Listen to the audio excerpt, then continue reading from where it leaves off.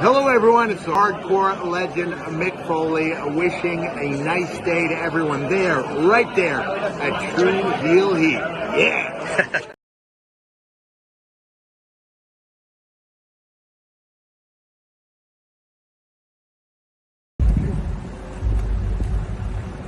Yo, what up? You know what it is. It's your boy AJ Francis reporting to you live from New York City, the birthplace of hip-hop.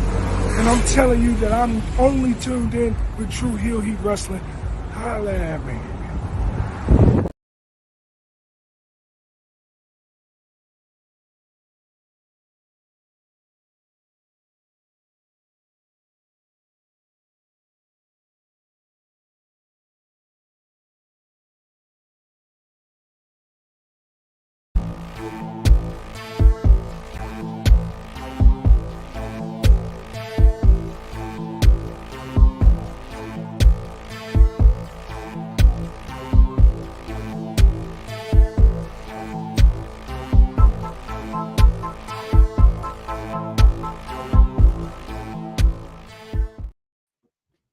Hello, hello, hello. It is me, your Tru Heel Phenom, SP3. We are live on the Tru Heel Heat YouTube, Facebook, and Twitter for our WWE Backlash France review, discussing the show from earlier today from Lyon, France, as Cody Rhodes defended the WWE Championship for the first time. We had new women's tag team champions being crowned, and one of the greatest crowds for a WWE event of all time. So to discuss this show, I am joined by my co-host over on the Tru Heel Heat flagship podcast. He is the Tru Draw Josh. How are you doing?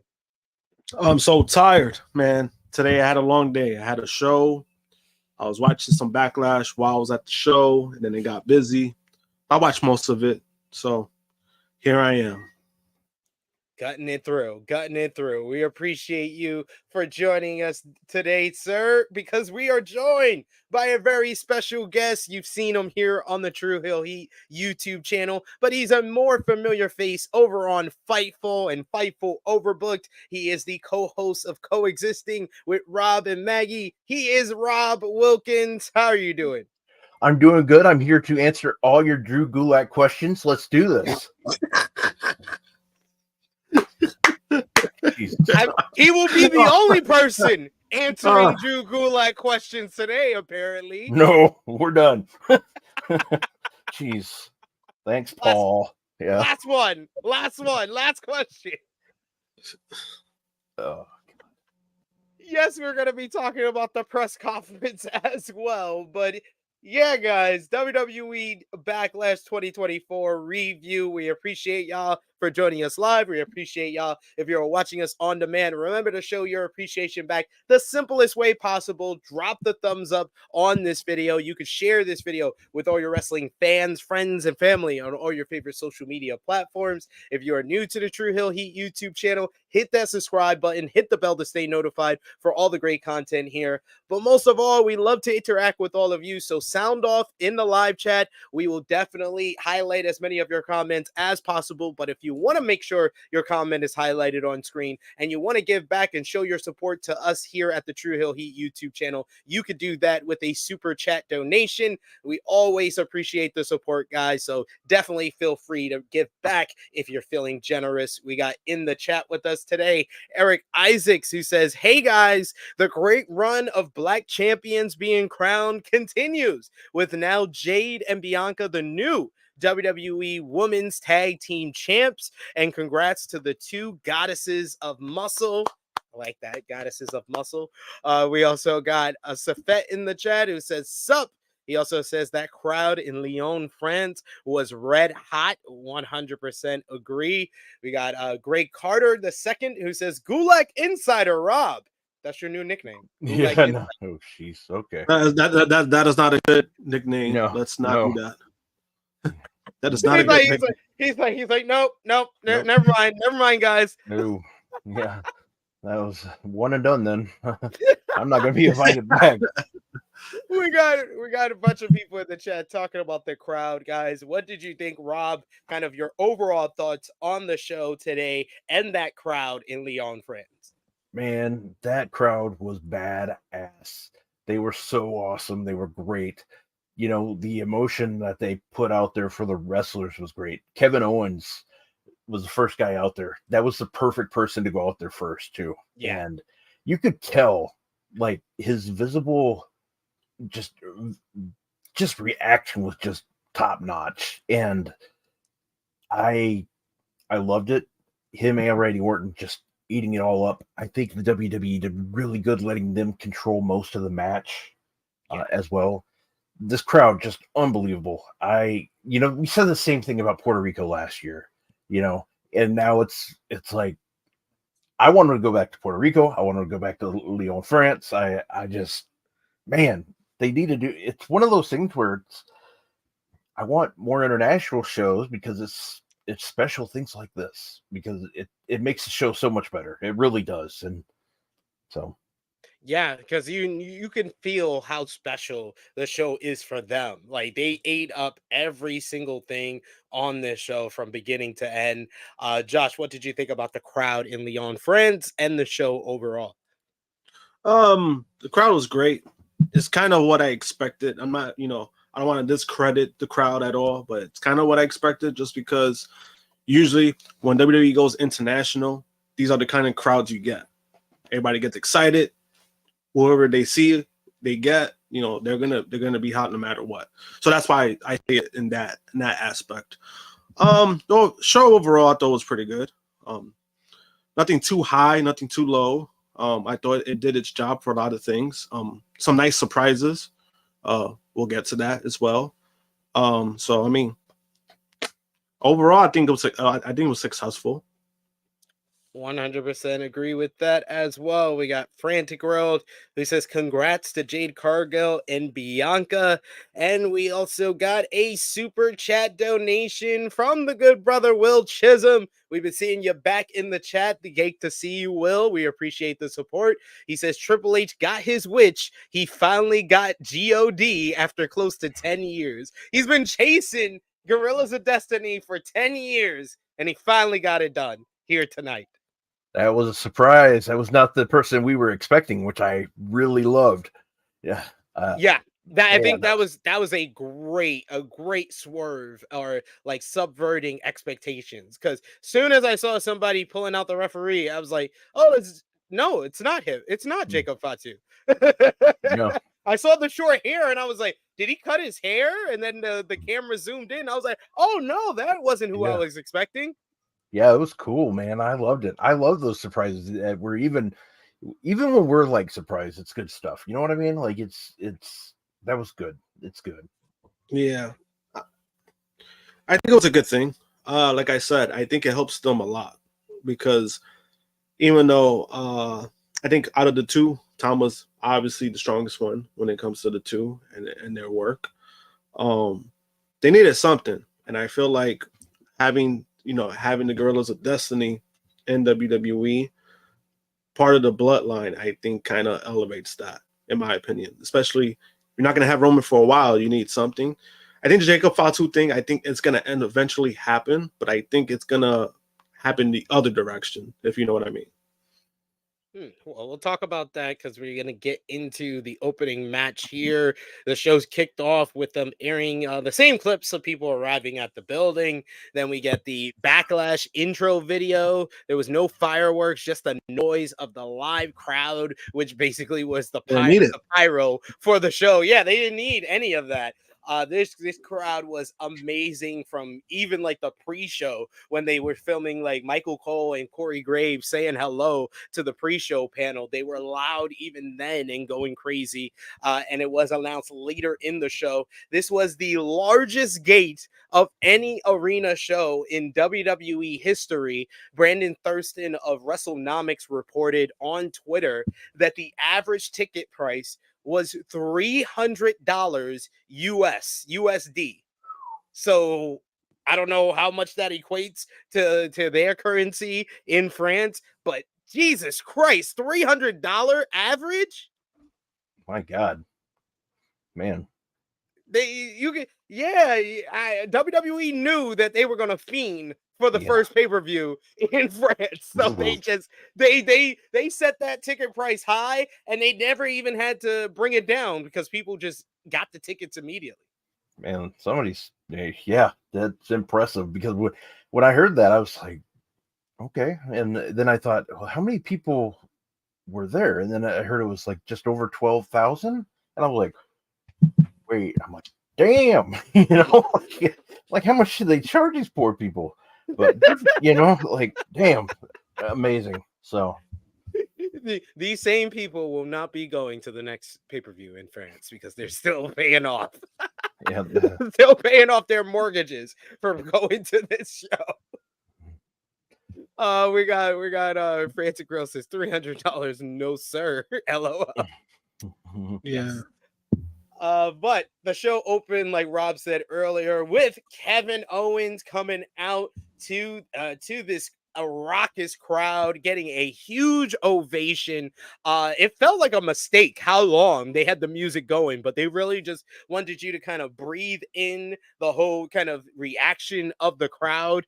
They wanted to let that continue and let that settle in before Randy Orton came out. And I'm not gonna front, I got emotional watching this entrance. This entrance just felt so special to me. And for Orton, someone who's been in the business so long and, been through, so many ups and downs, and he was off for 18 months to come back and get this type of reaction with the crowd singing voices, singing Red Theory. This was one of the best sing-alongs to a theme song that I've ever seen for an entrance. And they, of course, were teaming up to face the Bloodline, Solo Sikoa and Tanga.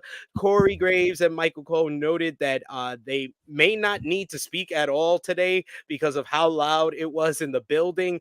The Bloodline were booed on their way to the ring, but it's worth noting you got a huge "We Want Roman" chants as Solo was getting into the ring, and that grows louder and louder every time out with the Bloodline. Before the match began, we get some trash talk between the two sides, and then Owens starts brawling with Tanga. So Orton follows suit, brawling with Solo. Things break down with the fight spilling to the floor. Security and officials come out to separate the two teams. Nick Aldis then finally comes out, and he announces that this match will continue, but it will be no disqualification, no count out. It will be a street fight. The crowd, of course, popped big for that.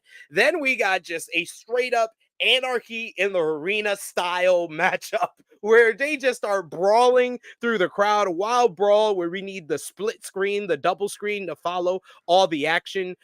We get Owens. He gave Tanga a big splash off the barricade. You get Orton coming back through the crowd. He looks like he's about to do a splash off the barricade, but he just does a pose, which was funny. We get kendo stick shots, steel chair shots. Like Tanga's back got tore the hell up with these kendo stick shots that they were given to his back. You could see the welts throughout the rest of the matchup. You get Orton whacking Tanga right in the head with a trash can lid. We get ECW chants at that point.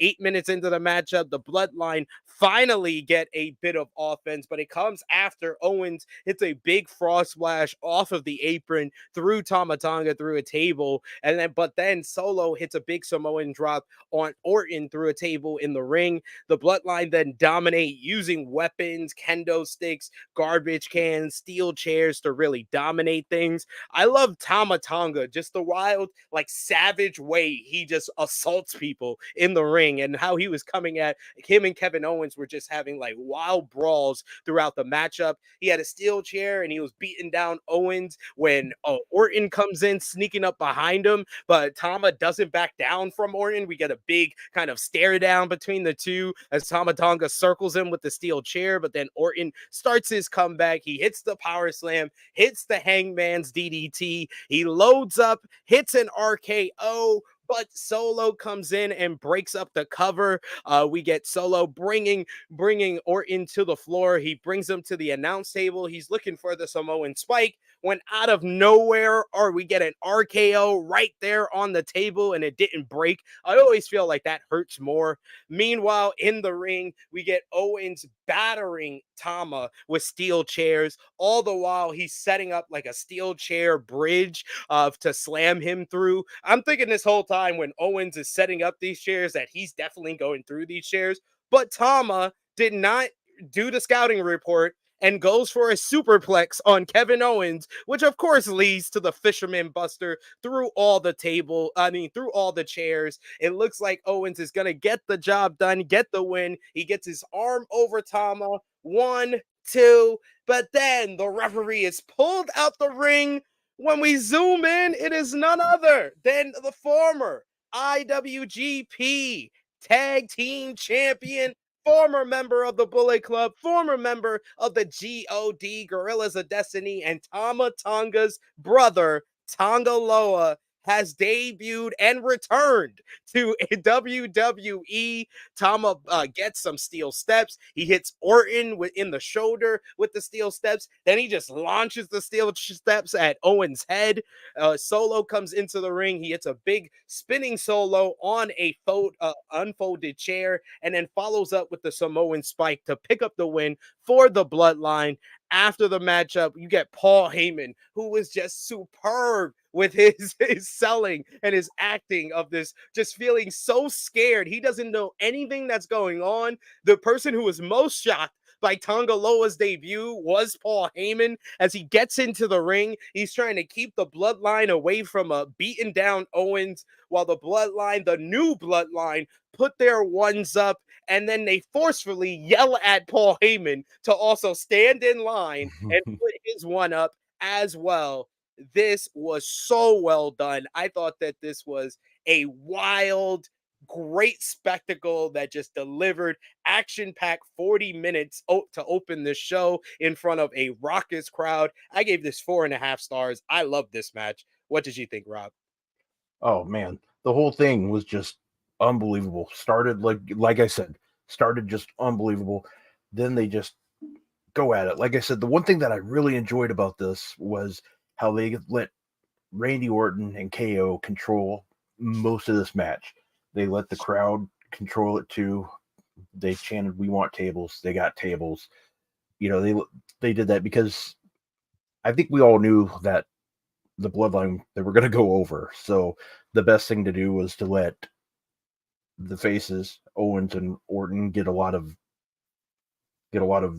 offense in, and that's exactly what they did, and it worked out perfectly. They surprised us with who showed up, and that was, in my opinion, for the entertainment aspect, that's what you want. You were entertained, and I don't think they could have done it any better, because the right team won. As much as I love KO and Orton together teaming, we all knew the Bloodline needed to win because it just helps their story even more. And I'm very, very, what's the word I'm looking for? I'm very, I don't think anxious is the right word. I'm intrigued to see where they keep going with this now, because I was worried after WrestleMania. What are they going to do? And they've been able to keep the ball rolling. So I don't know what inning they're in, but at least I'm still watching the game. Hey, it's a brand new game. It's a whole new game we are watching. But I've been saying for weeks, it's the best thing about WWE since WrestleMania is the Bloodline. And they get a great match here. That's a full-on spectacle in front of this crazy crowd in France, and then they add a new member to the team who has a bunch of credibility from his time in New Japan Pro Wrestling, and they basically reunited one of the best non-WWE tag teams of the past decade with the Gorillas of Destiny here. Josh, what did you think about the tag team opener and the debut of Tanga Loa? I mean, match was good. It was a good opening match. I was kind of surprised that it did open, but on hindsight, it makes sense. You know, you have Kevin Owens, who's basically kind of French. He speaks French because he's from Montreal or one of those countries from Canada. So it makes sense. Match itself was good. And and then having this guy come out, it was a nice surprise. He did fuck up, by the way, and you're gonna see a lot of that. I'm just telling WWE fans right now, you're gonna see a lot of screw ups from Tanga, and you're gonna have to get used to it because he did botch that the referee part. He botched it. He came out late. You won't see it. You don't see it on, but there's another angle where the referee's counting, and Larry got to 3, and then that's when he came out, and then he pulled him out. Yeah. So, Tony fans, right now, get used to that. If you want to see what you're in store for with Tanga Loa in WWE, just put into Google Okada Tanga Loa New Japan. Just put that into into the search drive, and you get the video of his back punches. Not only that, but also put in Tanga Loa 619 attempt. Put that one. That one. Hey, he couldn't get Okada, but he got God. He got God. No, I'm just saying. But I'm saying they're great together. Like that's why Tanga Loa needed this. And that's why I said in the chat earlier, I was like, this is like even better because he needed this. He cannot be a singles guy. Tanga can, and I think he's proven that, but Tanga is not going to be that star. That's just not what he is. That's why they're great together because, you know, there's something between them that makes them a great tag team. So they need each other. And this is further leading me to believe that we're going to get a full-on, this time, Bloodline Civil War or Bloodline Infinity War of basically the Roman side versus the Rock side or the Solo side, because I think that the Rock is going to be more focused on Cody Rhodes, but I feel like he is behind the scenes pulling all the strings of this Solo Sikoa-led Bloodline, but it's gonna look like Solo is the leader, and we have Solo, the Gorillas, Jacob Fatu on one side versus Roman, the Usos, and honorary Us, Sami Zayn on the other side. That's exactly what I was gonna say. I think Sami Zayn is gonna is the key there. Like when it comes down to it, when they need like that special, like we need to find somebody wherever they have Survivor Series. I in a way, I hope they like do a surprise, but in another way, they just need to just announce it ahead of time so they can get that TV reaction. But it's got to be Sami. It's got to be Sami. You got to get the band back together. Absolutely. I think you do that at Survivor Series later this year. Then you do Roman and Solo at like WrestleMania, since Rock is going to be busy with Cody. I think that's what we're leading to with all of this Bloodline drama that's been going on.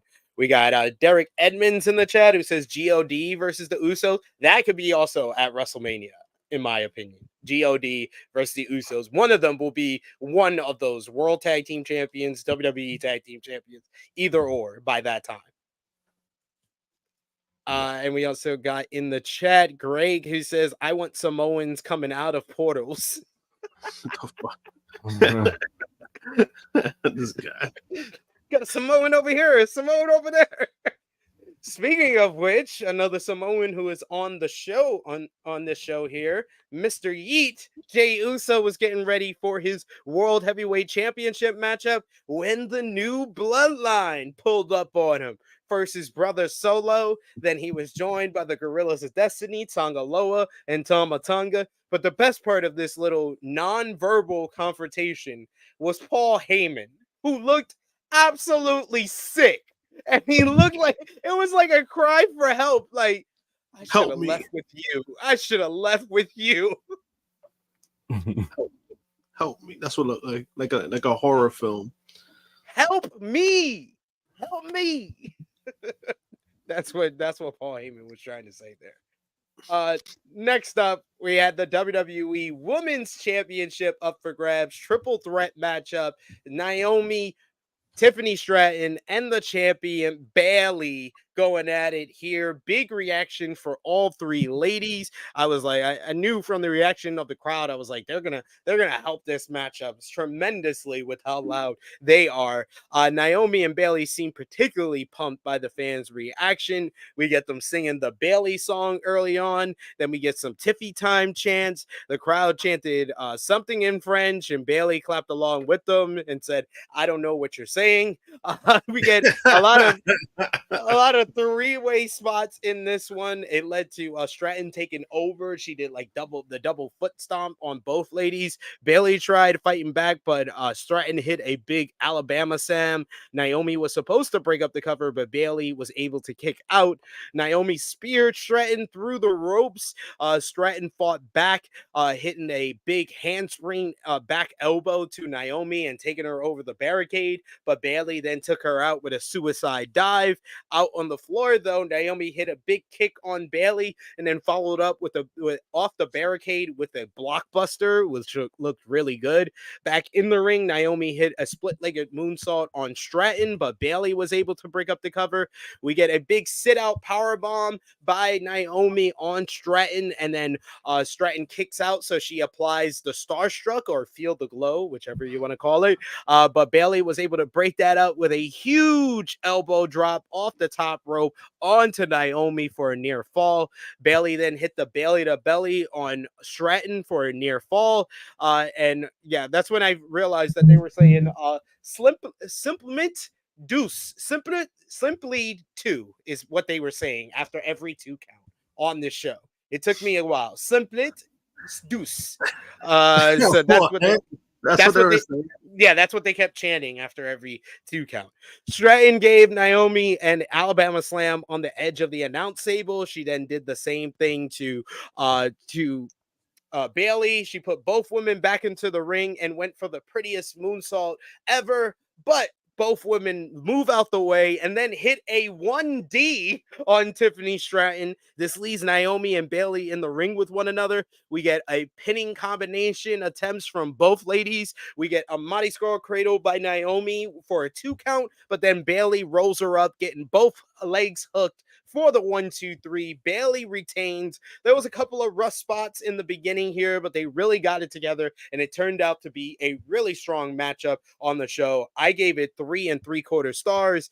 After the matchup, Naomi celebrates with Bayley, congratulating her on the win. We did not see Tiffany after this one. Rob, what did you think about this match?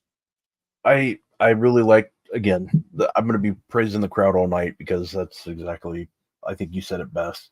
They helped this match, but I thought it was a good match still. I was entertained.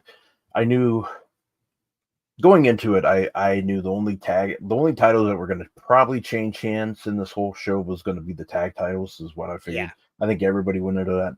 So I knew Bayley was going to retain, and I think that was the way to go too, obviously. It was good. Crowd doing the normal Bayley scene. I loved it. This time she liked it. She was all in on it, so that was good to see. I think 3.5 stars is perfect, probably. I mean, I enjoyed it, and I like the show. You know, I was worried about it only being 5 matches, but I was pleasantly surprised, and this match was good, in my opinion. Tiffany Stratton, she's gonna be a star, man. Yeah, she has star written all over her. Like, she has very much poise and in the moment, and she knows how to play to the crowd really well. I saw that in this matchup, especially. Josh, what did you think about the triple threat? Match was okay. I do agree that the crowd elevated it. Without the crowd, thought it would have been like a okay match, nothing too crazy. Did its job. Bayley retaining is the right call for now. Like I've said before, I've been saying the last few weeks, the people that have been wanting Tiffany to have this major push, I'm like, guys, relax. It's gonna happen. You just got to build on it a little bit. You know, there's other people in line that need their moment. She'll get hers. Just a matter of time. She's my pick to win the Queen of the Ring tournament. And I think that's fair. That'd be nice for her. Calling it right now. Queen of the Ring. That'd be nice for her. And she'll probably be like really annoying, and that'll be great. Exactly. That's why I want her to win it. I feel like she's the best choice to win that matchup there. But yeah, and I feel like Bayley seems like she'll move on to probably feud with Nia Jax on SmackDown now. And then she'll probably get her face broken. Well, let's not hope for that. I'm not hoping for that. I'm just saying. We also got Safed, who says Naomi versus Bayley versus Tiffany match was great. So he really enjoyed that one. So keep coming with those comments in the live chat. We love to interact with all of you. Next up, we had the World Heavyweight Championship up for grabs. Jey Uso challenging Damian Priest. We had one of the best entrances of the entire night with Jey Uso coming through the crowd, this sea of hands doing the yeet, the up, down, up, down. That was just a tremendous visual on the night here, and just a very memorable entrance. Probably one of Jay's best entrance of his entire career. Definitely one he's going to remember. You get Priest coming down to the ring. He comes out with his new music.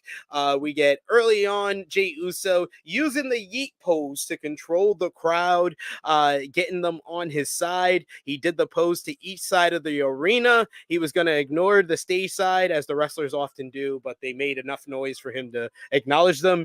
Priest took control early after driving Jay into the barricade. Jay fought back with some strikes, a thrust kick, an uppercut, an enziguri, and a flying crossbody.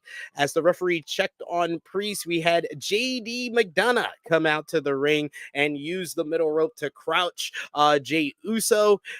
Priest followed up with a spear for a near fall at that point. Priest argued with JD McDonough, asked him, what is he doing out here? Big head with your big old head. That cracked me up. Jay knocked them both down with super kicks. He then followed up with the Uso splash, getting a near fall. We then get he then got up. We get an exchange of strikes between the two men. We get yeet and no yeet chants.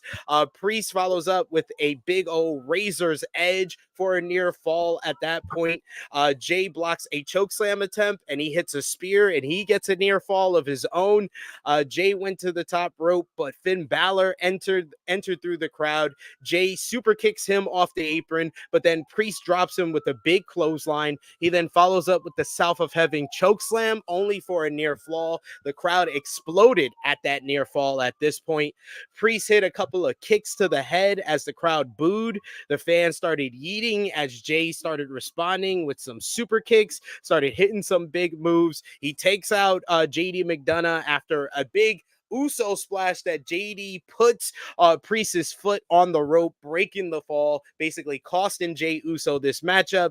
Jay takes him out with a tope suicida. He then takes out Finn Balor with the spear. He goes to the top rope to do another Uso splash, but Priest breaks it up, crotches him, and then hits a big avalanche South of Heaven chokeslam to pick up the victory here.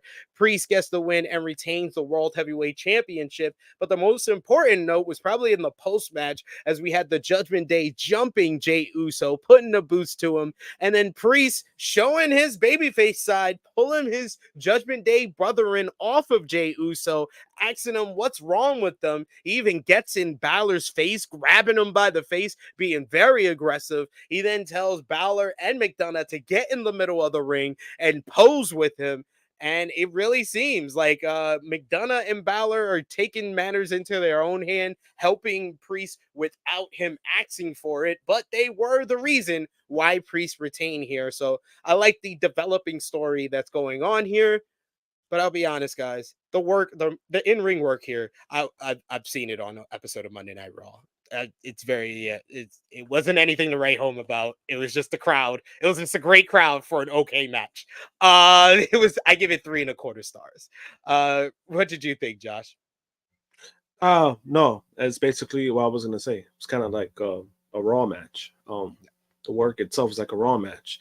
I think part of it, even though I do like Priest, I think part of it has to do with Jey Uso as well. I think a lot of people kind of ignore it because of like the hype around him. He's very likable. He has a hot entrance, but in the ring, I mean, he's he's okay. Like I think he's had his moments, but he's nothing that special in my opinion.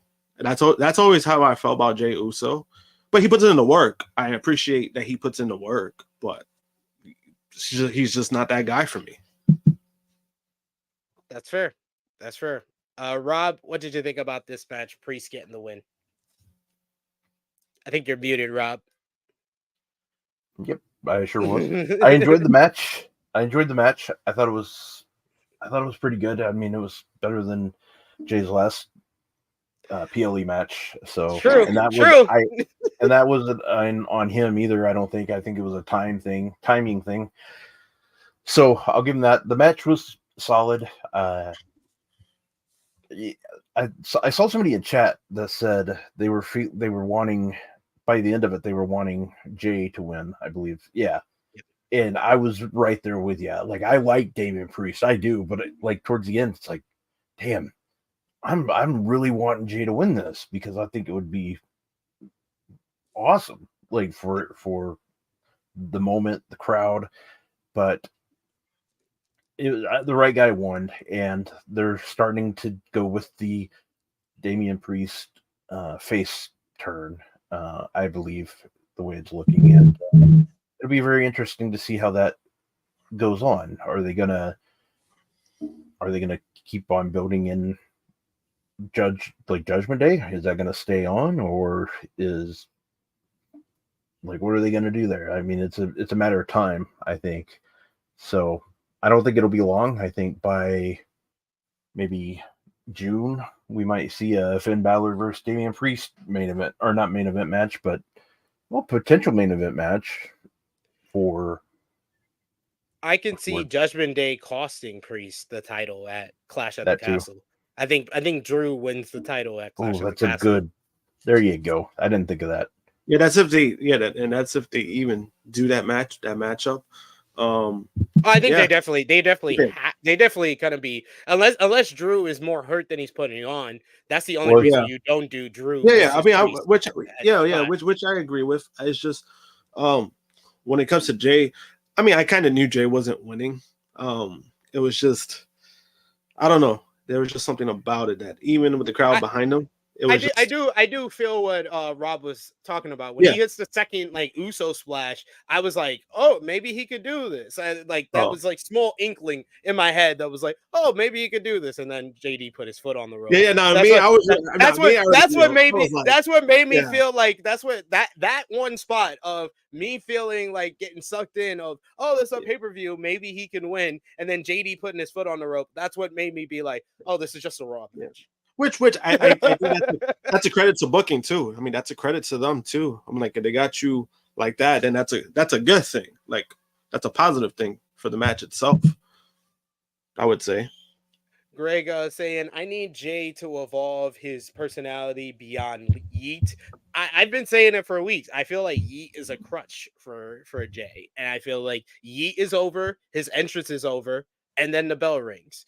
I mean, this is a outlier, this show, because the crowd was into everything on this show. So the bell rang, they were just as loud for his entrance as they were for the action in the ring. But week to week, if you watch Monday Night Raw, it's kind of like that. The crowd get into the punches with the Yeet, but the in-between stuff, they get quiet because it's like Jey Uso's whole offense, it hasn't changed much from his days in the Usos tag team. So it's basically like I'm watching a Usos tag team matchup on negative 1.5 speed.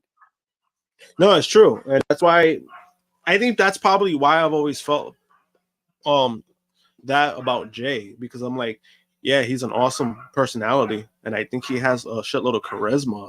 But then it's like his in-ring stuff I think it's passable, but it's nothing like, you know what I mean? Like, there's nothing that's elevating that I've seen from him.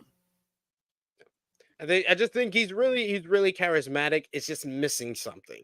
There's something missing right now. We got Dan Lewis who says the same thing I said. He said they cost Priest the title at Clash. He says Drew's definitely taking the title at Clash to set up a match with Punk. I am definitely agreeing with that. But next up, we had the WWE Women's Tag Team Championships up for grabs. The Kabuki Warriors, Asuka and Kairi Sane, defend against Jade Cargill and Bianca Belair. Big entrance, big ovation for Bianca as well as for Jade. They got the big entrance for Jade with the storm is coming. The champs entered first. They were dancing to Bianca Belair's theme song, which was the funniest moment of the night for me. Belair and Cargill were working early on, showing off some of their offense together. They hit a nice little double team where they launched little Kairi into the air, slamming her down, and then did a Wakanda Forever pose afterwards.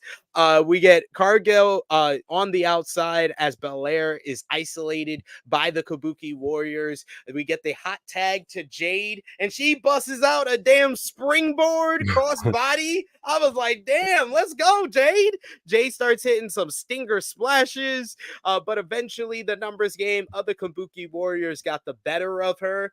And I just felt like this match went on too long, and it was at this point that they got lost. I guess it was like the referee realized that the legal person wasn't in the ring for the Kabuki Warriors. So we had a weird instinct where Kairi's going for a cover on Jade, but she's not the legal woman. So the referee says, I can't count. But then she puts on a submission hold on her, and Jade is like basically got to tell Kairi. And it just felt like a whole big mess in the middle of this matchup. And it was a lot of factors to it. It's the inexperience of Jade, the language barrier of the Kabuki Warriors, the loudness of this crowd, and it just really couldn't get itself back on track for a while there, but eventually did, as the Kabuki Warriors got a close near fall with the reverse DDT insane elbow combination. But eventually it was the overwhelming power of Bianca and Jade that really were able to overcome the Kabuki Warriors. We get Jade Cargill with the best spot of the night as she picks Kairi Sane out of midair, puts her on her shoulders, flips her around in an electric chair, flips her from the electric chair into position for the Jaded, hits the Jaded. That should have been the finish, but Bianca comes in, hits the KOD on Asuka, and for all the shit that they did in the middle of this matchup, Bianca pins the wrong person, but they still win. Bianca Belair and Jade Cargill, your new WWE Women's Tag Team Champions. That finish was great. The match was not. Rob, what did you think? I agree with everything you said there. Look, I'll be honest, it doesn't take much to confuse me at all, but even I was like confused, like, okay, I'm like, we're messed up here. We got the wrong person pinned, and I know that was by accident. I know it wasn't like planned for storyline or anything like that to make it like, well, you pinned the wrong person. Now they can at least do that if they need to make a rematch if that's the way they want to go. I still think we're going to get a Bianca Belair heel turn soon. That's why I was surprised I was surprised they won too, because I really thought they were going that direction, but maybe they should see where this goes first, because we both know, like, if they can make the merch, WWE is going to take that money. You know it. I already see them doing a merch of them flexing like that. That's an easy T-shirt right there. Yeah, it is. So yeah, I think there was no doubt in my mind that Jade and Bianca were winning this one, because I felt like they're gonna put the tag team titles on them, because the long-term thing is this is all setting up Bianca versus Jade next year at WrestleMania. Yeah, I think so too. I do. Josh, what did you think about the women's tag team title match here? The match was not good. That's the best way I could say it. And honestly, I mean, I didn't expect it to be that great. WrestleMania, they got squashed. So, I mean, it's like, what can I expect anything from that? But the match itself, it just wasn't good. Yeah, it was a good finish, but I'm like, okay, like, I just wasn't impressed. And I haven't been that impressed with Jade. So it was like, I wasn't that invested in it, like other people were. The best way I can describe this matchup was it was a shit sandwich, but a shit sandwich with some really great bread. Like the beginning portion up until Jade's tag, that part of the match was good. The ending portion with Jade doing the Jaded and the KOD at the end, both good. Those were good. The back ends of this matchup were good. It was just that middle portion, and they were lost. I was like, They were I'm lost. like watching it in real time, and I'm like, oh my God, I can't even watch. I'm like watching it through my fingers. I'm like, oh, I hate when I see stuff like I felt so bad for them. I don't know, man. I know people are excited. Yeah, Bianca, Jade, they're women's tag team champions, but I mean, I haven't taken the women's tag team champions serious at all. So it's like, I'm not gonna pretend that I'm into it. I'm into it now. That's just me personally. If people are, that's good for them. But yeah, it was just okay. Like, it was just there for me. Did I expect like a classic or spectacle? No, but I did kind of expect better than this, and it just wasn't it. I think that Rob's on to something, especially with the booking on SmackDown, that we are definitely heading to, it seems, a Bianca Belair heel turn with the whole story that she has going on with Bayley. I think a logical thing to do to play off of that story, one of the next big pay-per-views, you got to do Bianca and Jade versus Naomi and Bayley. I think that I would that's say the that logic. you make it interesting. I think that would be interesting, and then you go from there. I guess like you find ways to make it interesting. That would be an interesting, like I don't want Bianca to face Indy or Candice. I don't give a shit about that. You know what I mean? Like, I'm just saying, right? No, you're right. Hey, you're being honest. You're being honest, sir. Like, who wants to see that? Nobody wants to see that. They announced the first round Raw matches for the Queen of the Ring and King of the Ring tournament. The Queen of the Ring first round matches for Raw, we'll see Zoe Stark versus Ivy Nile. We got Shayna Baszler versus Zelina Vega. Lyra Valkyria versus Asuka, which should be a banger. And Io Sky versus Natalia, which should be really good. The male side, though, Jesus Christ. I was like, they giving us a better. If this is all the matches that's going to be on tomorrow's show, I was like, why is Raw going to have the better pay-per-view than Backlash? Like I did note that Kofi Kingston versus Rey Mysterio, that matchup should be good, but they did misspell Kofi's name. It was King's son. It was on the graphic. It said King's son. I just want to note that.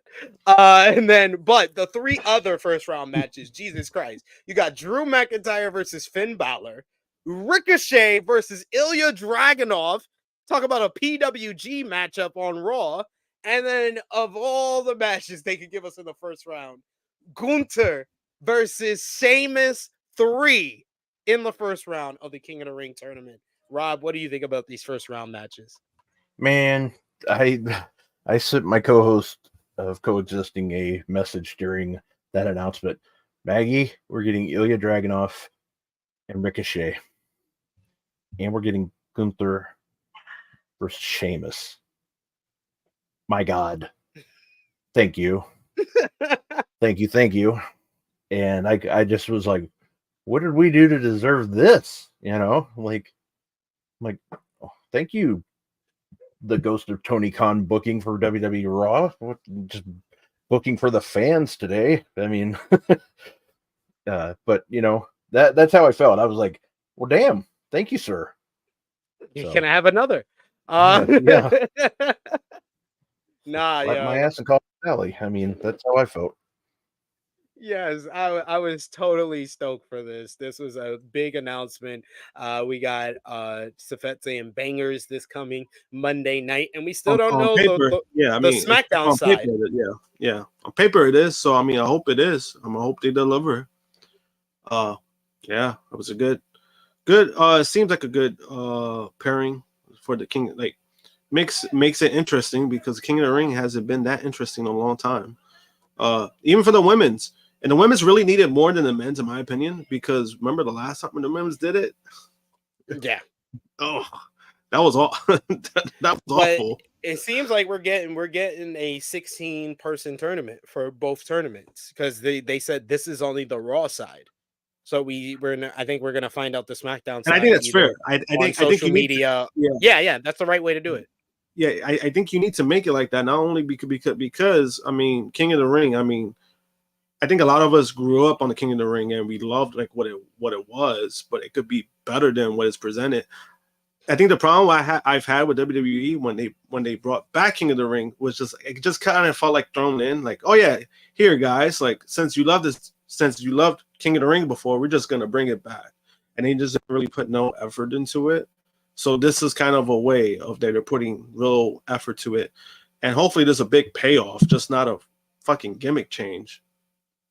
Yeah, it feels like with these first round matches, though, this is going to be their answer to the Continental Classic, folks. When you got those two matches of Ricochet and Dragunov and Gunther and Sheamus, and the possibility we could get Gunther versus Dragunov on the Raw side, count me in. I'm down. Just don't tell Ricochet to put his speed title on the line because you know what that means. That means it's going to be less than 3 minutes. We got a super chat donation from Will Chisholm. Thank you so much, Will. He says Raw feels very NXT UK now. It feels straight up NXT, honestly, because you got Sammy on there. You got Damian Priest as the world champion. Drew McIntyre is a former NXT champion. You got Dragunov, who spent more time on NXT than he even did on NXT UK. Same with Gunther. Same with New Catch Republic. You got all the women's side with all the women basically came through NXT as well. So yeah, it's very, very much the NXT of 2015, 2016 is Monday Night Raw. Finally, we had the main event of the show.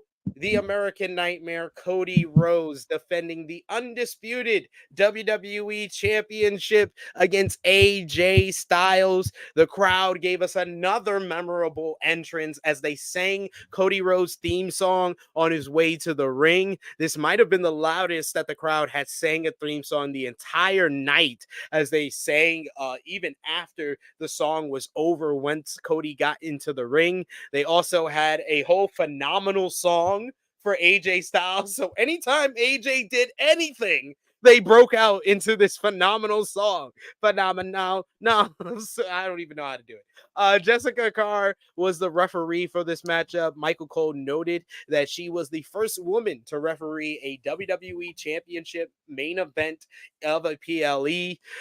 Cody and Styles started off early in an even matchup filling out process.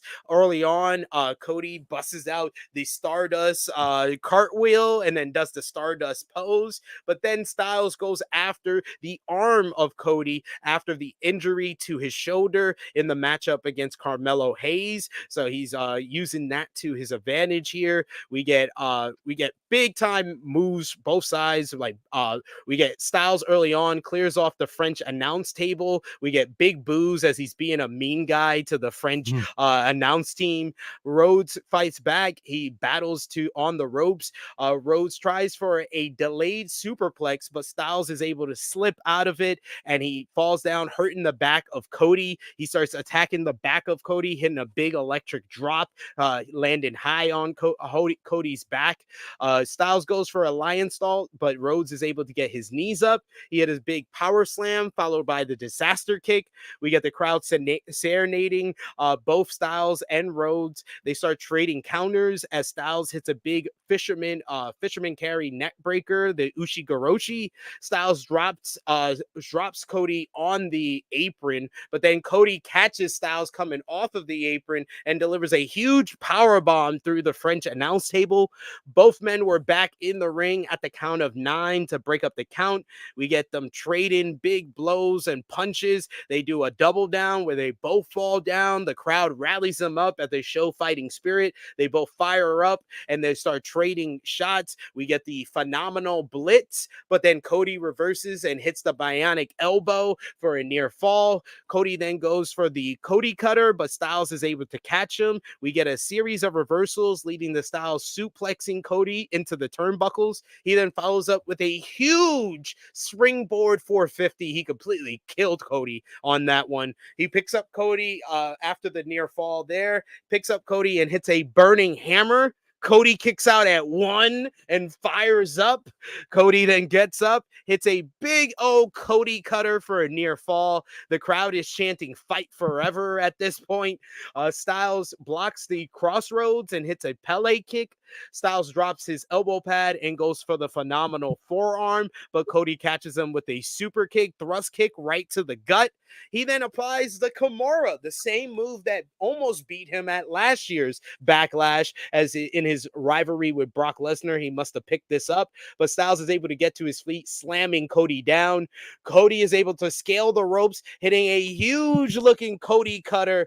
We get a series of reversals, and Styles is able to kick out. We get the huge looking Cody cutter off the top rope, and then Rhodes finally hits one big crossroads, just one, for the 1-2-3 to pick up the victory here. This one was absolutely tremendous main event matchup. 27 minutes of pure wrestling blitz. They gave us the WWE style. We got the big bump through the announce table. This felt like an Attitude Era style main event. Both guys delivering. AJ Styles' best match in at least 4 years, in my opinion. I give it 4.5 stars. Rob, what did you think about Styles and Rhodes here?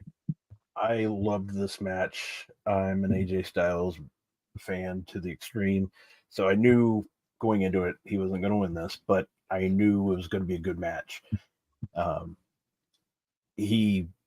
could tell based on interviews lately, he's been more energetic talking, and that's a good thing because, like I said, I'm a huge AJ fan, and this match delivered. It over-delivered, in my opinion, because I was not expecting.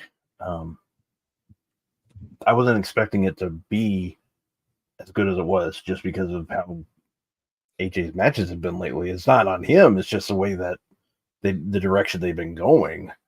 So I was really happy to see it was a hell of a match, and I hope it goes even further for him. I hope it puts him in main event picture somewhat more. I don't know how they're going to do it, or because I don't want him going back with LA Knight, and I don't think they're going that route, which is good. That needed to end. So I'm very curious to see where they go. But that was a fun match. It was a good match. So we'll have to see. But I'm glad to see my guy AJ get a main event match at a big PLE. And I guarantee you he's never, like a lot of those people, they've never wrestled in a crowd environment like that. And Yeah. I was really happy to see AJ get a moment like that. So that was cool. Yeah, and you could tell he was really prepared for this opportunity because, like I said, this was probably his best performance in like 4 years. I would say since like his matchup with Bryan Danielson in the Performance Center. That's how far back we go with great AJ Styles matches. Yeah, other than Triple H, like one area, he had a good day. Other than the one thing that he did to us, but you know he got his New Japan Club back. You know he got his Tama, and he got a bunch of Bullet Club members. He got the Gorillas of Destiny, the Good Brothers, AJ Styles, Finn Balor, Cody Rhodes. Like he's gonna be joining them again. Like they're gonna book a Japan show just so he can join again. I can't wait. So that's the next step. Josh, what did you think about Styles and Rhodes here? I do agree that it was Styles' best performance in years. He was easily motivated, and I think I'm not saying that AJ hasn't been motivated, but I do feel like he was very content with where his career is going.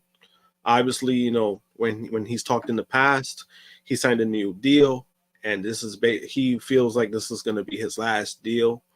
So, you know, sometimes people in that position, you know, when they're getting paid, when they kind of knowing that the road is almost closed off for them, you know, they kind of just settle down. I kind of felt like AJ is in that stage of his career, which is fine because I think he's done so much in his career that, you know, he doesn't need to be that guy anymore, in my opinion, because he's done it all. But this was fun to see because like again, I've also been a big AJ Styles fan, and I've never discredited anything he's ever done, even in his WWE career. Things that he's had to, you know, overcome. You know, he came in, you know, he went straight to the main roster, and this is the time when you know, the dirty old man was still running the ship, you know, and he was a 2-time world champion, you know, and one of his reigns was over a year. So there's a lot of things that he's already done that I don't think he needs to be that guy anymore. But it's also fun to see, like, when he's motivated and when he's having a match where it means something. That's the styles that I love. So this was fun to watch. Match itself, again, it was great. I thought both guys really worked well together. I will say though, there's a video I posted up earlier, right? And it's been going super viral. It's gotten over 600,000 views on it, and Sid knows what I'm talking about. So I made a comparison because, as some of us may know, there's been like this big rap beef that's been going on between Drake, Kendrick Lamar. So I made a comparison of how Kendrick, this is how fast he responded. And it was the spot at Forbidden Door when Kenny Omega kicked out of one. In his when he did the when Ospreay did the one wing angel on Kenny Omega. A lot of the comments, it was shitting on AEW about the no sell. Why did Kenny Omega kick out at one? This is why nobody watches this company. Why did he no sell this?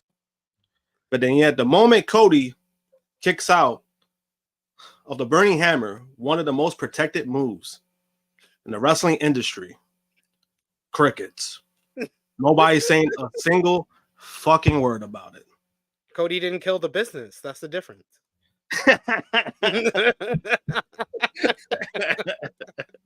He didn't kill the business. That's what makes it funny.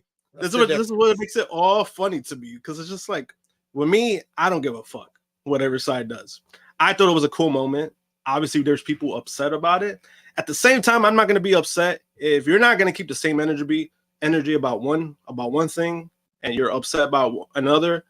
Doesn't make any sense to complain. So me personally, I don't care about it.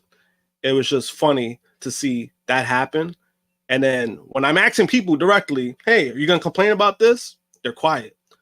Mm-hmm. 3 people blocked me after I asked them that. And they probably are blocking you for good reason, Josh, because this one, when Cody did it, it wasn't as effective as when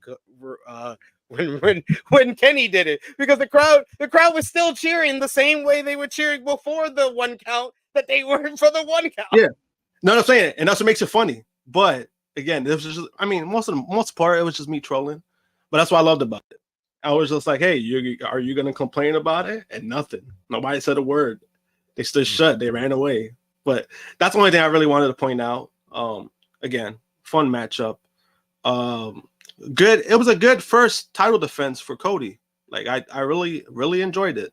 So I'm waiting to see what's going to be next, because I know it's not going to be a rematch. So I want to see what they do next from here. Huh? Shouldn't be. I thought they would do maybe have the Wyatt 6 come out, and that be their first rival. Do a Uncle Howdy versus Cody Rhodes championship matchup. Hey, he's only going to be over after the return. He's only going to be over at that level, because I'm sorry, the longer he's around, he's not going to be at that main event scene. If you want to have him in the main event scene, you got to do it right after the return.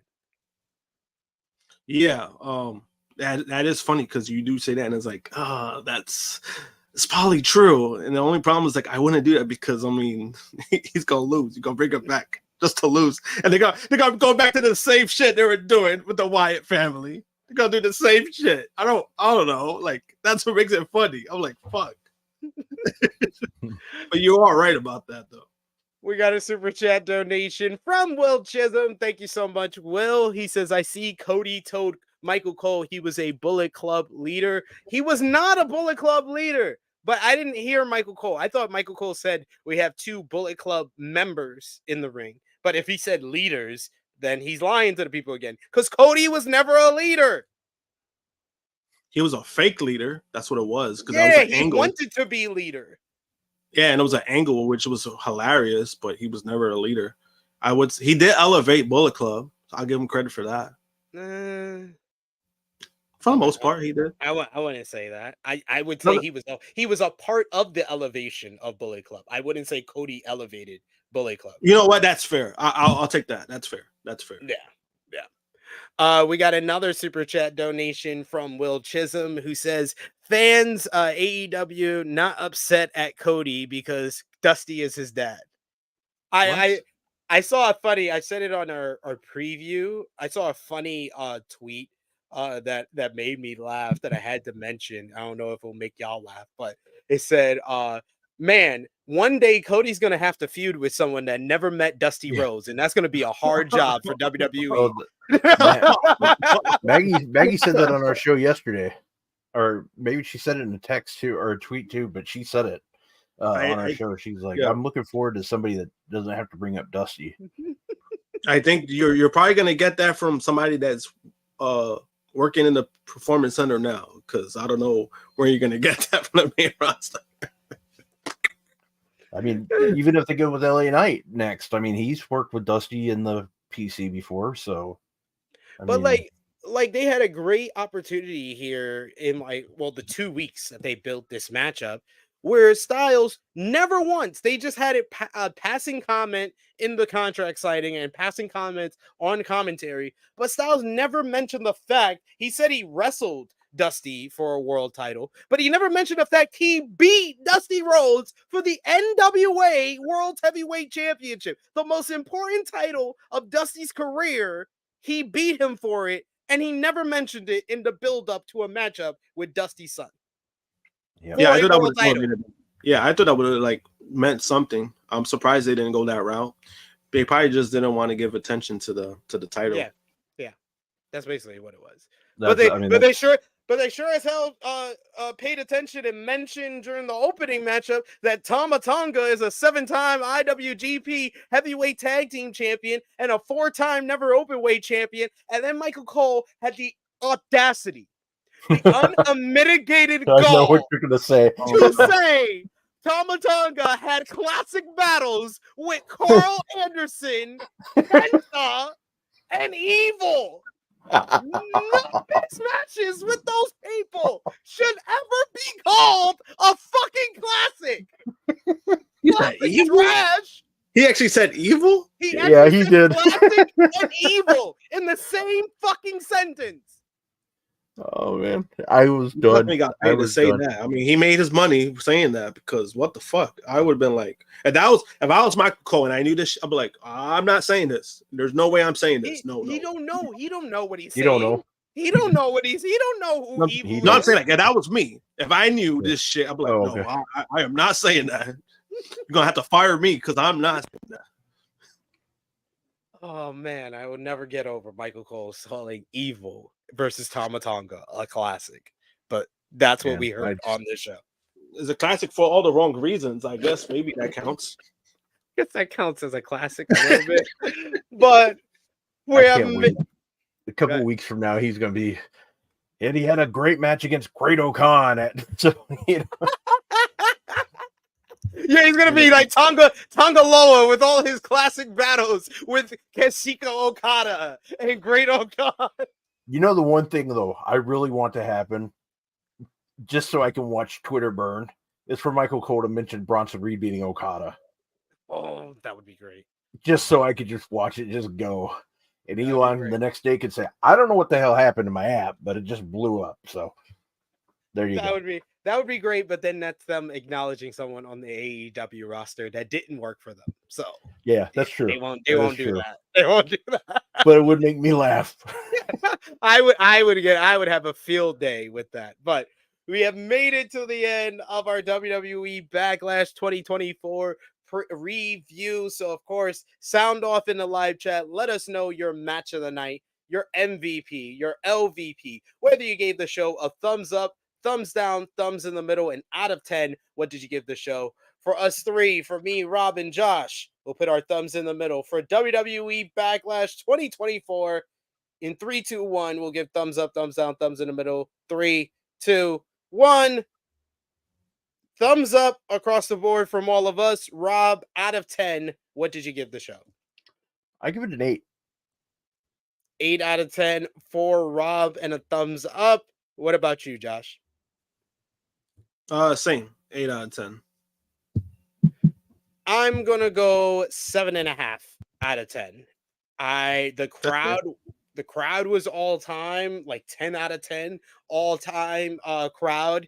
I thought the opener and the main event were inarguable great matches to bookend the show, and usually that's going to be a high mark for a WWE show when the opening and the close is as good as it was. So I understand most of the people giving it an 8, but I'm sorry, that's women's tag team matchup and like the clunky moments of the women's matchup and Jay and Priest, the middle portion matchups just wasn't up to snuff for me. So that's why I go 7.5.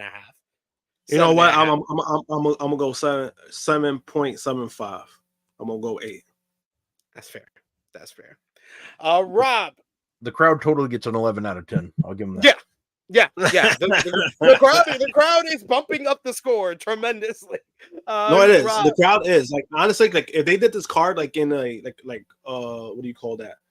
Like some dump town in the US. I think that shit's like a 7. Like a 7, I would say. Yeah. Even with the great main event and opener, I agree with you. It's like a 7. Yeah, it's like a 7. Rob, what was your match of the night? The main event. But the moment was Kevin Owens and Randy Orton. I think the beginning of the show, they were just so pumped up. So, Josh? Main event. I'm going to go with Bloodline versus Owens and Orton. I just felt like that was just crazy energy. I feel like I will probably remember that match more than the main event, even though I rated it the same. yeah. I think that's fair. because of the Tanga Loa debut and everything else too. Yeah, and then also I think because like with the Cody and Styles thing, it's like a one blow off. It's like a one off. Yeah. Bloodline, they're still building up, and there's still a shitload of suspense because you still have Jacob Fatu who's supposed to show up, and then the person that they're not talking about is Hikuleo. His contract is up very soon next month, and he's probably WWE bound. So that's another person that's he put the eyes emoji after the debut on Twitter. Yeah, so I mean, it's like, there's things that they're doing that's nicely, and they're doing it way better than I expected without Roman. And I get the crowders like, they're chanting, "We want Roman." I mean, Roman's not there; he's filming a movie and he's having fun right now. So it is what it is. But they're doing great stuff. All by design. This is all by design. And it's great shit. I think the Roman reaction is a surprise to them. I don't think they expected it this soon. Like it literally is. He's gone. Now he's a babyface to the face. Yeah. I'm saying but it's great. Like what they're doing is great shit because I mean, like again, Roman Reigns is such a prominent name, fucking superstar. Like he was the guy with face of the company for 3 years before Cody Rhodes beat him. I'm just saying. But like they're doing great stuff without him, and I think it's kind of showing like Solo. Like they're also doing great stuff with Solo because he needed that out of anybody from the Bloodline. He really needed that, and I think he's holding his own for now. He's holding his own, and they're just doing great stuff, and it's good to see. They're not having that cool off period they had last year when they fucking had Jamie turn heel, and that shit was downhill from there, and then heated back up when The Rock showed up. So. Doing great stuff. All I will say is that I know WWE's kind of mantra since WrestleMania is, let's big up Triple H at every fucking turn. Let's all be real here, though. Since WrestleMania, the best thing about this company has been the Bloodline storyline. And it's true. I hate to inform some people that might not know this. That's Paul Heyman. That's not Triple H. That's more Paul Heyman. That's more Paul Heyman having a plan for after WrestleMania than Triple H showing off his creative genius. because he sure as hell ain't showing off his creative genius anywhere else really right now. But it is showing in the Bloodline because he's kind of given the reins to Heyman, and Heyman. The Bloodline storyline has Heyman's fingerprints all over it. We talked about it on Dark Side of the Ring review this week with the Sandman and all the great storylines that he gets. Heyman knows how to use something in reality, in real life, and put it on screen and project it and make it this compelling story. That's what we're seeing with the Bloodline right now. Again. Yeah. And then also with WrestleMania, I mean, you're always gonna expect a cool off period.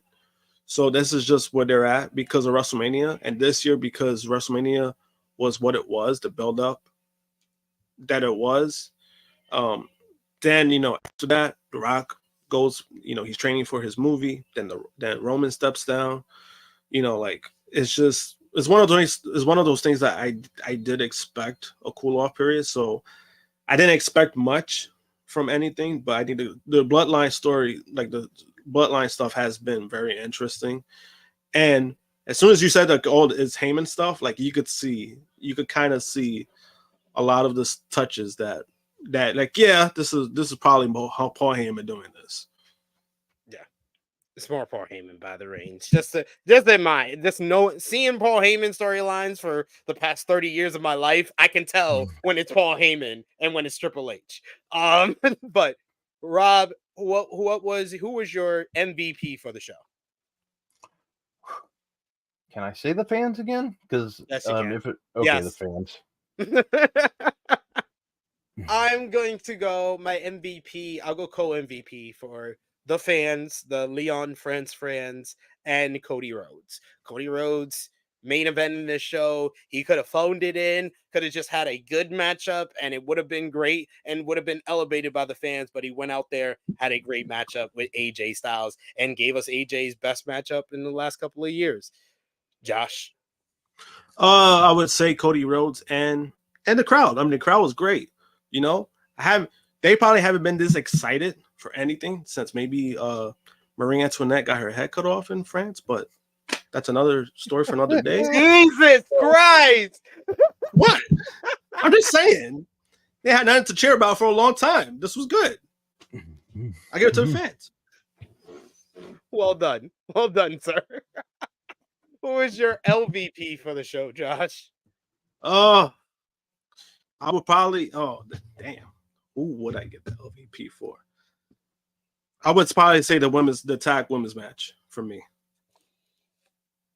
That's fair. Yeah, this is a tough one. I'm gonna go with Jey Uso. I said on our preview, I was like, Jey Uso to me personally, watching him when the bell rings, I don't see the same confidence that I saw like 2-3 months ago. And I feel like that goes back to WrestleMania. He admitted himself.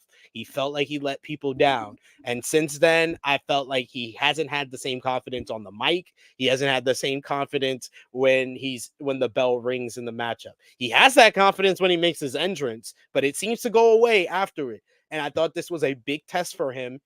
And I can't say he passed that test when he had one of the worst. It was still a good match, but it was still probably the least best match on the show. I won't say the worst match, but the least best match. Rob, who is your LVP? That's fair. Drew Gulak. Oh boy. Well done. Well done. No, honestly, mine was LVP was Triple H, because he gave me a double whammy today. He did that in the WrestleMania. I live in Minnesota. It was a tough one today, but you know what? It's okay. I'll be fine. I'll still wake up tomorrow morning, God willing, and it's okay. So Vegas, I get it completely why they're going to Vegas. You go to Vegas, you want a big fight field, you go to Vegas. That's where they're gonna. So for anyone who is not aware what Rob is referring to, first of all, WWE announced during the Kentucky Derby today that WrestleMania 41 next year will take place on April 19th and 20th. from Las Vegas, Nevada Alliant Stadium. So that's a big announcement, shifting WrestleMania about 2 weeks further into April, as well as it going to Las Vegas instead of Minnesota, which has been the rumor for the past year. And then secondly, during the post-show press conference, Triple H was going to finish things up and then decided, hey, I got 5 minutes. Let me take one more question. And I actually know the individual. I think his name is Lucas of 10 Count Media. I actually met him when he was over in New York. It was Lucas who asked the question? For Survivor Series 2021. Cool dude. He means well, but he asked a very hard-hitting question when he asked Triple H about... That's the thing. I don't blame the man for asking the question at all. It was a good question. It was a good question. Because no, it was a good question. But everyone, I understand this was probably a lot of people in that media room's first time at a media event, but those questions were trash up until that one. And Lucas, I talk to him sometimes. Like, he asks me questions about wrestling media. I felt like he saw Triple H's face changing as he's asking the question, and he got nervous asking the question. But that's totally fine. If you have someone Triple H and you've been a fan of him all your life, and he starts like getting a mean face as you're asking the question, I can totally understand why he started stuttering during it. But it was an important question that needed to be asked. He asks it to Triple H, and Triple H fucking shit the bed again on a hard-hitting question. And that's why I put out the tweet that it seems like in these pressers, if you ask the question of WWE is so great, how are you so great? You get happy-go-lucky, Paul Levesque. But if you ask anything that remotely challenges it, Triple H, to answer a question that he wasn't prepared for, or he didn't like hearing, or he didn't want to hear, he turns into snarky, petty, King of Kings Triple H from 2007, and he starts trying to be sarcastic. But you're not playing Triple H the character. You are Paul Levesque, so you come off very mean. So he basically says, because Lucas mentioned Fightful and PW Insider are part of the Drew Gulak report, and he's like, oh, you should source more reputable sources, credible ones, really. But yeah, Drew Gulak, he was not released. His contract just expired. And then he didn't even answer the second part of the question was it had anything to do with Ronda Rousey, which is a very important question that he totally just avoided answering. Yep. Yeah. So. Yeah, I didn't get to see it. Yeah, I didn't get to see the presser myself, but then once I started reading about it, I was like, yeah, I've noticed this from Triple H. He gives like, and I remember when you said earlier, when you asked us about it, and I said the same thing. I was like, yeah, like Triple H gives, like, I was like, he comes off like he's being sarcastic, but you could tell he's not being sarcastic. And I'm like, that's he's giving like a snarky response. He did the same thing when, the whole thing with Jade was coming up, like, oh, when she's gonna, and he was like, she'll show when she's ready, she didn't have the proper training. She was not proper training. That had nothing to do with her. Like, basically trying to say AEW shit the bed with her, so we're doing it the right way. And then he did it again at the Royal Rumble when he was asked about Vince. He started, we're not worried about all that. We're only focused on the good things here. And then he did it again in the interview with Pat McAfee when he's asking him about people choosing to go somewhere else. Oh, I didn't pick you. I'm glad I didn't pick you. You're afraid of the grind. Like, you just come off like this, like, petty little bitch. It's crazy. And you know what's crazy though? Something like this, what's weird to me, especially a lot on Twitter. What bothers me about Twitter is that something like this that Triple H did makes him look bad. However, all these WWE fans, all these grifters who lean with WWE, they're going to take it as their own.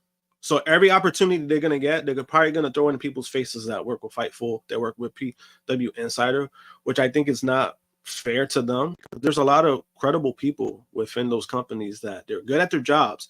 And regardless of what fans want to say, like, oh, I don't like what, like, why do people listen to these dirt sheets or not?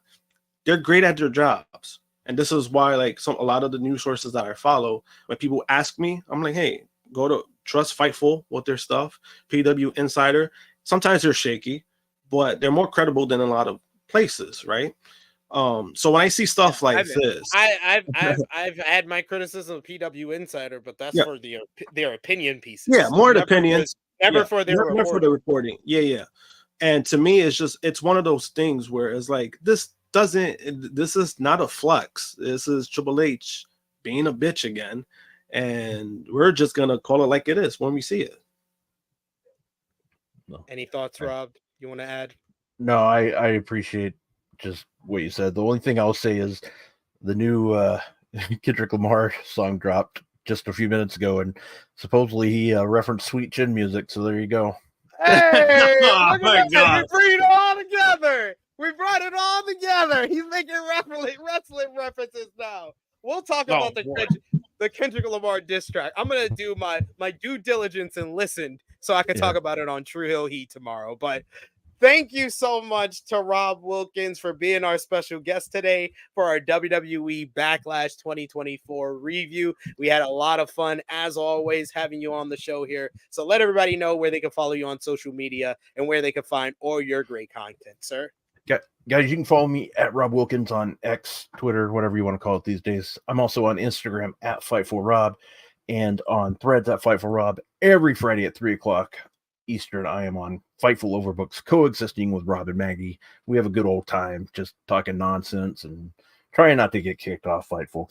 So just having a good old time.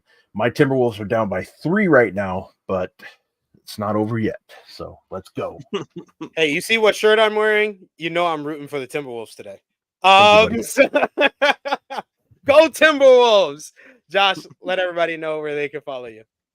You can follow me at JMPunk321, Twitter and Instagram. Tomorrow, are you guys starting at 11 tomorrow for Tru Heel Heat? No, all right, 10, so 10 actually. So I actually might be able to join that. Okay, cool. Nice. I just set up my alarm so I can wake up earlier. I might not stay for the whole show, depending, but I'll definitely be there for the start. So I'll be there for that. Also, I want to give a shout out to AW Geeks from earlier today. I was at a show. I made an artist appearance, and I bought this cool pin from him. It's a Cody Rhodes pin. Nice. He does a lot of stuff. He does a lot of great pins. He does a lot of wrestling stuff as well. So give him a follow on social media. I've also talked to him. I asked him if he does like custom stuff. So you might even see some Tru Heel Heat ones soon. So we were talking earlier about it. AW Geeks does really great stuff. Shout out to him. Shout out to Mario. A bunch of the folks I used to go to a whole bunch of shows and see at conventions. So love hearing that. But you can follow me on the Twitter machine at Tru Heel SP3. Follow the gang, Facebook, Twitter, Instagram, TikTok at Tru Heel Heat. Patreon.com/Tru Heel Heat. Get your Tru Heel Heat content on ProWrestlingTees.com, foryourwear.com. And yes, join us live here tomorrow, 10:05 a.m. Eastern Time. The Tru Heel Heat Flash Hit podcast, not on a Saturday, on a Sunday. So we'll talk about WWE Backlash. We'll talk about the great crowd in Lyon, France, but we'll also talk about everything that went down in AEW with the attack on Kenny Omega from the Elite, Drew McIntyre and Seth Rollins re-signing with WWE, new champions being crowned in New Japan at Dontaku weekend, even had Stardom All-Star Grand Queendom we're going to be talking about tomorrow as well. So join us live, 10:05 a.m. Eastern Time. But for Josh, for our special guest, Rob Wilkins, it is me, your Tru Heel Phenom, SP3. This has been our WWE Backlash 2024 review. We are signing off until next time.